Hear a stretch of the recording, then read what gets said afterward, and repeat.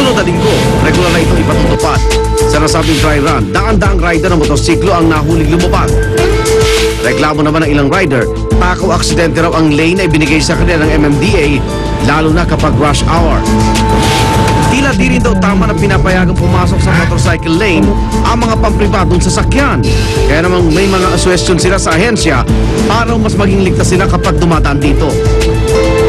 Ang ipinapatupad ng motorcycle lane sa EDSA, yan ang ating tatalakayin ngayon.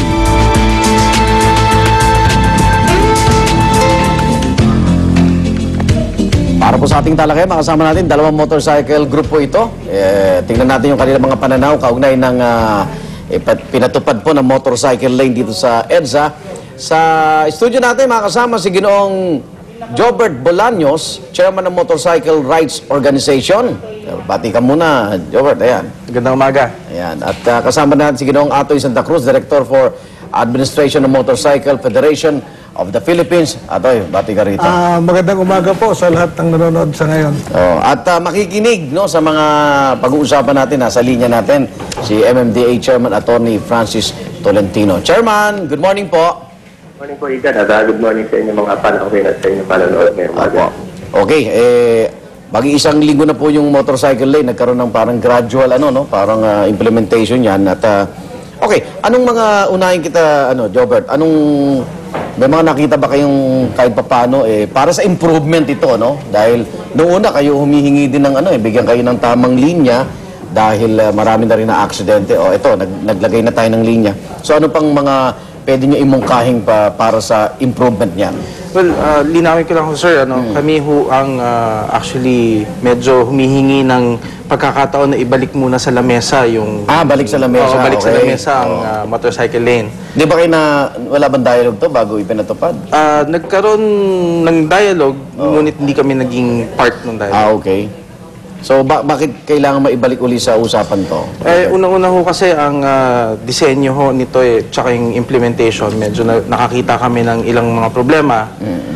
Meron kaming mga mungkahi galing sa mga riders na ang kanilang nararamdaman, nakikita at tsaka na-experience sa kalsada taliwas dun sa intention talaga nung motorcycle lane. Okay, pakisabi mo na kung ano-ano yun. Para unang-una, pinakamalaking problema dito is yung control sa ibang sasakyan. Sa mga bus, sa mga jeep, kaliwat kanan, labas-pasok sa motorcycle lane. So, ang mga rider, nakikipagpatintero sa kanila. Pero nung wala pa yung lane, ganun din naman sila, di ba? Ganun din nga ho. Delikado rin. No? Pero ang masasabi ko lang ho kasi, the lane is ideal. Maganda ho yung ideya ng lane. Nakuha na, may sumisingit na bus. Ito ho, yung aksidente nga ho nakuha namin dapat nandun lang yun sa yellow lane. Ang nangyayari ho kasi, yung mga rider sa gitna ng lane, nagiging target ng mga ibang sasakyan. So, iyan ho yung aming ayun, jeep naman. yan yung mga na-experience nila araw-araw. So, mas nanganib ba sila nung may motorcycle lane kaysa nung wala?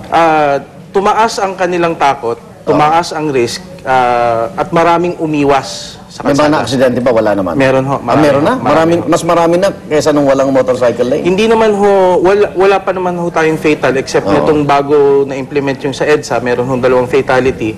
Pero yung sa Commonwealth at saka yung sa Makapagal, so far wala. Pero sa Makapagal, meron tayo isang malubha.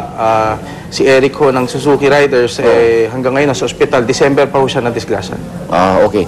Atoy, may papakita ka rin na diagram ba o paano ba? Siguro, may nakikita kang parang para bago namin reforma? sabihin ang lahat, para malaman nila, yung Motorcycle Philippines Federation. Ibang grupo naman yan. Ibang grupo to na talagang masugid na pinag-aralan namin yan For almost 4 years, talagang merong mga consultation yan. So kayo kasama sa dialogue? Oo, kasama kami sa dialogue ngayon para malaman nyo rin yung format kung bakit hindi naiimbita si Mr. Bolaños. Sa mga dialogue na to, ang Motorcycle Philippines kasi, meron kaming mga tinatawag na Federation President per area. Like, meron kaming Federation sa Parañaque, Las Piñas, Marikina. Ngayon, yung mga Federation President na yan yung umaattend sa mga dialogue. Even sa mga LTO dialogue, yan ang mga naiimbita namin kasi legitimate sila na meron silang SEC paper, tapos they're a legitimate group na talagang yung requirement ng Motorcycle Philippines na bago ka maging federation, at least 50 clubs ang member mo. Then per club, kailangan not less than 20 ang member naman ng club na yun. Pero yung mga motorcycle na bumabiyahe sa EDSA ngayon, mga federation na yan, o di ba ordinaryong ano lang, Yes, motorista?